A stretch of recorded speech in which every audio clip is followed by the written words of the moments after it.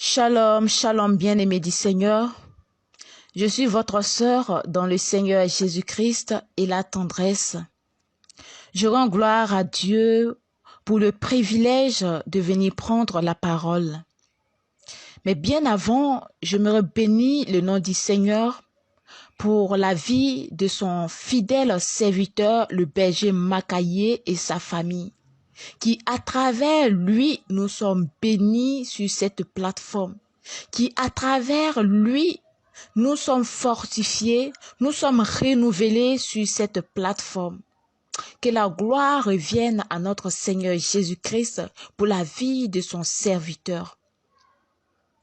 Oui, frères et sœurs, je rends gloire à Dieu également pour la vie de chaque responsable sur cette plateforme. Oui, depuis le mois de janvier jusqu'à maintenant, nous recevons des enseignements de la part des responsables. Chaque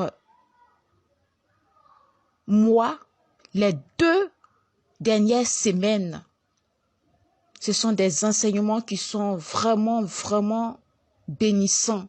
Et comme enseignement, frères et sœurs, nous avons eu dans le mois de janvier comment marcher dans la sainte crainte de Dieu. C'était notre sœur Emmanuel et le frère Guillaume qui nous ont entretenus sur ce thème.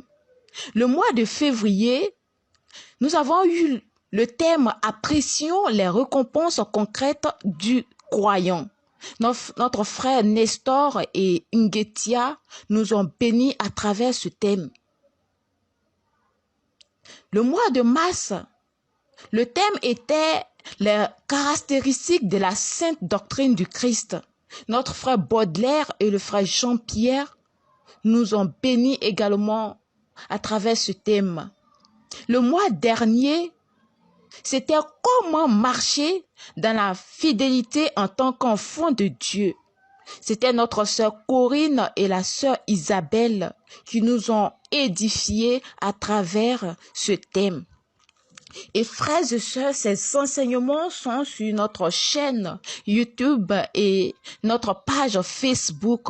Nous pouvons aller et réécouter, cela nous fera du bien. Frères et sœurs, pour ce mois de mai, vous aurez également 2 personnes pour vous entretenir sur le thème « Comment relever le défi de la vie de sanctification ?» Amen. Et pour cette première semaine, Dieu me fait la grâce d'être avec vous pour partager ce thème. Mais bien avant, frères et sœurs, je veux inviter le Saint-Esprit à prendre le contrôle de ce moment. Oui, Saint-Esprit de Dieu, tu sais que sans toi, je ne suis rien. Sans toi, je ne peux rien. Je t'invite maintenant, Saint-Esprit de Dieu, à venir prendre le contrôle de ma personne. Efface ma personne et prends le contrôle. Oui, Saint-Esprit de Dieu, parle à ma place. Édifie tes enfants. Oui, touche le cœur de tes enfants. Seigneur, toi seul, tu connais l'état de chaque cœur ici. Je te prie afin que tu puisses, ô Seigneur Jésus-Christ de Nazareth, parler pour la gloire de ton nom. Saint-Esprit, j'ai confiance en toi. Amen. Bien-aimés du Seigneur, bien avant mon intervention, j'invite chacun de nous à faire un exercice. La parole de Dieu dit dans Marc 4, le verset 3 au verset 20, mais je vais paraphraser. La Bible dit que un semeur sortit pour semer la parole. Une partie est tombée sur le long du chemin et les oiseaux ont mangé. Une autre partie est tombée dans des endroits pierreux et cela a été brûlé et séché lorsque le soleil a apparu. Et une autre partie est tombée dans les épines et les épines l'ont étouffé et cela n'a pas porté de fruits. Et une autre partie est tombée dans la bonne terre et elle a donné du fruit. La Bible dit qu'elle a donné 30, 60, 100 pour un. Frères et sœurs, l'exercice consiste à libérer notre cœur, à laisser entrer la paix. La paix que le Seigneur nous a donnée. Il a dit que je vous laisse la paix et je vous donne ma paix. Je ne donne pas comme le monde donne, mais je donne comme je vous aime. Frères et sœurs, laissons la paix entrer dans notre cœur afin que la parole de Dieu qui va entrer dans notre cœur puisse porter du fruit pour la gloire de notre Seigneur Jésus. Amen. Bien-aimés du Seigneur, le thème plutôt de ce mois, c'est comment relever le défi de la vie de sanctification. Et aujourd'hui, lundi 16 mai, notre sous-thème est de façon pratique que signifie une vie de sanctification. Notre texte d'appui est 1 Thessaloniciens 4, le verset 2 à 7. Oui, frères et sœurs, notre Dieu est un Dieu saint et demande à chacun de ses enfants que nous sommes à adopter cette même nature. Cela veut dire que chaque chrétien devrait ainsi vivre dans la sanctification. Mais arriver à cet idéal n'est pas une chose simple ou disons une chose facile. Beaucoup d'entre nous luttons quotidiennement pour ne pas tomber ou retomber dans le péché. Et tandis que certains ont une mauvaise perception ou disons mauvaise compréhension de ce qu'est la sanctification. D'autres aussi ne sont pas tout simplement disposés à faire ce qu'il faut pour mener ce style de vie. Malheureusement, si je peux m'exprimer ainsi, si nous appartenons à l'une de ces catégories, nous ne pourrons pas profiter de la récompense suprême de la sanctification qui est la possibilité de voir le Seigneur, comme nous le dit Hébreux 12, le verset 14. Recherchez la sanctification sans laquelle personne ne peut voir le Seigneur. Amen. Donc, frères et sœurs, sans la sanctification, personne ne pourra voir le Seigneur. Alors, c'est quoi la sanctification? La sanctification est le processus par lequel une personne est libérée du péché en devenant pure et sainte. La sanctification est relative à la sainteté et désigne l'acte ou le processus pour devenir saint. Et le processus, c'est le chemin, c'est la voie empruntée, c'est le chemin à suivre pour aboutir à la sainteté. Et être saint, c'est être séparé et mis à part pour Dieu. Frères et sœurs, lorsqu'on est sanctifié, lorsqu'on est sanctifié, nous ne sommes plus cette personne ordinaire. Nous ne sommes plus cette personne profane, mais nous sommes une personne choisie pour appartenir totalement à Dieu. Donc, pour suivre ce schéma, nous allons lire notre texte d'appui afin de pouvoir répondre à notre sous-thème qui nous dit de façon pratique que signifie la vie de sanctification. Nous allons lire et je nous rappelle que je lis la version Louis II. Lisons la parole de Dieu. 1 Thessaloniciens 4, le verset 2 à 7. Vous savez en effet quels préceptes nous vous avons donnés de la part du Seigneur Jésus. Ce que Dieu veut, c'est votre sanctification. C'est que vous vous absteniez de l'impudicité. C'est que chacun de vous sache posséder son corps dans la sainteté et l'honnêteté. sans vous livrer à une convoitise passionnée, comme font les païens qui ne connaissent pas Dieu. C'est que personne nuise envers son frère de fraude et de cupidité dans les affaires, parce que le Seigneur tire vengeance de toutes ces choses, comme nous vous l'avons déjà dit et attesté. Car Dieu ne nous a pas appelés à l'impureté, mais à la sanctification. Amen. Parole du Seigneur, nous rendons gloire à Dieu. Frères et sœurs, nous avons dit que la sanctification, c'est le processus par lequel une personne est libérée du péché pour devenir pure et sainte. On a dit également que être saint, c'est être séparé et mis à part pour Dieu. Maintenant que nous avons lu notre texte d'appui, nous allons décortiquer ce processus-là afin d'avoir une vie de sanctification. Amen. Dans le verset 4, il est écrit, ce que Dieu veut, c'est votre sanctification, c'est que vous vous absteniez de l'impudicité. Amen. Que veut dire? Dieu veut dire que Dieu veut que nous soyons plutôt saints, que nous soyons mis à part pour lui, en nous abstenant de l'impudicité. Et c'est quoi l'impudicité? L'impudicité, frères et sœurs, c'est un péché contre son propre corps. C'est un péché qu'on mène qui manque de réserve à l'égard de ce qui touche à la sexualité. Et selon la Bible, l'impudicité, c'est la disposition d'une personne à se comporter ou agir d'une manière que réprouve la morale sexuelle. En un mot, c'est tout ce qui a caractère de ce qui est impudique.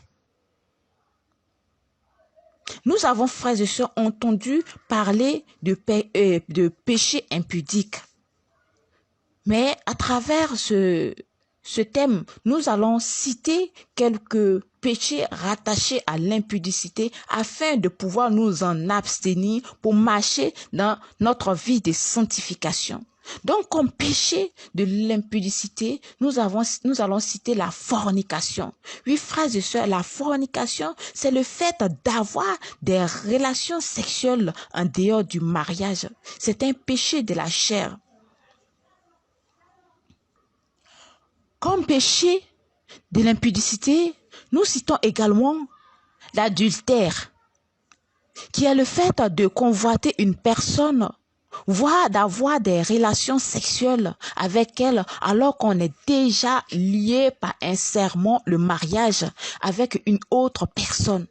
C'est le fait de flirter avec une personne et même la convoiter dans sa pensée alors qu'on est marié. Si frères et sœurs, nous convoitons, c'est déjà commettre l'adultère, même si l'on n'est pas allé jusqu'au rapport sexuel. Comme péché de l'impudicité, nous allons citer l'homosexualité. Oui, frères et sœurs, nous allons vraiment entendre des mots, mais cela va nous amener à savoir et de pouvoir nous en abstenir. Donc, l'homosexualité est un péché dit contre nature par la Bible. Et ce péché consiste à avoir des sentiments ou des relations sexuelles avec un partenaire du même sexe. C'est une abomination devant Dieu. Dans Lévitique 18, le verset 22, la Bible dit, « Tu ne coucheras point avec un homme comme on couche avec une femme. » C'est une abomination. Amen. Comme péché de l'impudicité, nous allons citer également le travestisme ou la transsexualité. Cela consiste, frères et sœurs, chez l'être humain à changer d'apparence le plus possible pour ressembler au sexe opposé. Cela renvoie à refuser son sexe biologique par naissance pour adopter volontairement le sexe opposé. Et la Bible nous dit dans Deutéronome 22, le verset 5, que c'est une abomination. Comme péché de l'impudicité, nous allons citer également la masturbation, qui consiste à se donner du plaisir soi-même. Oui, cela consiste à se donner du plaisir sexuel soi-même. Et cela implique de se livrer à des pensées perverses pour se donner du plaisir. Or, dans Proverbe 16, le verset 30, il est écrit, celui qui ferme les yeux pour se livrer à des pensées perverses a déjà consommé le mal. Frères et sœurs, nous allons ajouter également la pornographie, qui consiste à visualiser des images ou des vidéos à caractère sexuel pour assouvir des désirs pervers. Cela est aussi une abomination et souille celui qui le commet. Donc, frères et sœurs, lorsqu'on parle de l'impudicité, cela renvoie à cette définition que nous venons de citer. Et Dieu veut que nous soyons séparés et mis à part en nous abstenant de tous ces péchés. Frères et sœurs, nous allons continuer dans notre texte d'appui. Dans le verset 4, il est écrit, ce que Dieu veut, c'est que chacun de vous sache posséder son corps dans la sainteté et l'honnêteté sans vous livrer à une convoitise passionnée. Je m'arrête là. Oui, frères et sœurs, Dieu veut que nous sachions posséder notre corps dans la sainteté et l'honnêteté. Sans nous livrer aux envies bizarres. Savoir posséder son corps dans la sainteté et l'honnêteté, c'est nous préserver des souilles rattachées à l'impudicité. Car l'impudicité, comme nous l'avons dit, c'est le péché du corps. Et dans 1 Corinthiens 6, le verset 18, la Bible dit « Fuyez l'impudicité. Quelque autre péché qu'un homme commet, ce péché est hors du corps, mais celui qui se livre à l'impudicité pêche contre son propre corps. » Amen. Dans le verset 13 de 1 Corinthiens 6, la Bible dit également « Les aliments sont pour le ventre et le ventre pour les aliments. Et Dieu détruira l'un comme les autres. Mais le corps n'est pas pour l'impudicité. Il est pour le Seigneur et le Seigneur pour le corps. » Amen. Donc, celui qui livre son corps à des choses impures pêche contre son corps et déshonore son corps. Dans le verset 15 de 1 Corinthiens 6 toujours, il est écrit « Ne saviez-vous pas que vos corps sont des membres de Christ? Prendrai-je donc les membres de Christ pour en faire les membres d'une prostituée? » Frères et sœurs, si nous appartenons à Christ et que nous livrons notre corps à l'impudicité, sachons que nous sommes en train de livrer les membres de Christ à l'impudicité et Dieu nous jugera à cause de cela. Sachons également que notre corps ne constitue pas seulement les membres de Christ, mais aussi le temple du Saint-Esprit, le temple de Dieu. Il est écrit dans le verset 19 de 1 Corinthiens 6 toujours, « Ne saviez-vous pas que votre corps est le temple du Saint-Esprit qui est en vous et que vous avez reçu de Dieu et que vous ne vous appartenez point à vous-même? » Amen. Oui, frères et sœurs, nous devons prendre conscience que dès lors que nous sommes venus à Christ, nous ne nous appartenons plus à nous-mêmes et que notre corps appartient désormais à Dieu. Nous ne pouvons plus en faire ce que nous voulons comme dans notre vie passée. Amen. Aussi, si nous livrons notre corps, nous donnons accès au diable dans notre vie pour y amener des maladies et même la mort. L'impudicité, c'est-à-dire le péché du corps, donne le droit au diable d'envoyer vers notre corps des esprits. Et ce sont ces esprits que nous avons tendance à appeler mari de nuit ou femme de nuit. Oui, frères et sœurs, si dans ton sommeil, tu as eu à faire des rapports sexuels avec des esprits qui ont pris l'apparence humaine, sache tout simplement qu'il est fort probable que tu as donné accès à ces esprits par la porte de l'impudicité. Donc, de façon pratique, il faut fuir l'impudicité. Et fuir, c'est s'en éloigner en tout acte.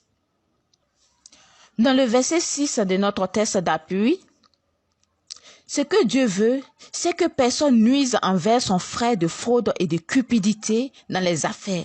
Oui, frères et sœurs, les fraudes font allusion aux tromperies et Dieu ne veut pas que nous trompions nos frères.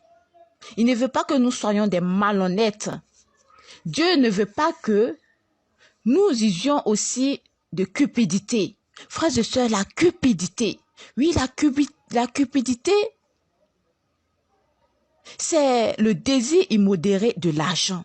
Et ce genre de désir exagéré amène l'homme à se dire que sans argent, l'homme n'est rien. C'est vraiment pas possible. C'est plutôt sans Dieu que l'homme n'est rien. Donc, frères et sœurs, nous devons réfuter ce genre d'assertion et prendre conscience de la présence du Saint-Esprit qui habite en nous, que nous ne devons pas attrister. Car la Bible nous dit, n'attristez pas le Saint-Esprit qui vit en nous. Oui, frères et sœurs, pour terminer notre texte d'appui, le verset 7 nous dit que Dieu ne nous a pas appelés à l'impureté, mais à la sanctification. Être appelé à la sanctification, c'est abandonner aussi nos mauvaises fréquentations. Et dans 1 Corinthiens 15, le verset 33, il est écrit, « Ne vous y trompez pas. Les mauvaises compagnies corrompent les bonnes mœurs. » Cela veut dire que si nous fréquentons des gens qui n'ont pas la crainte de Dieu, il est certain qu'ils nous conduiront toujours dans le péché. Donc, si nous avons des gens qui sont souvent pour nous des occasions de chute, dans notre entourage, nous devons nous en éloigner.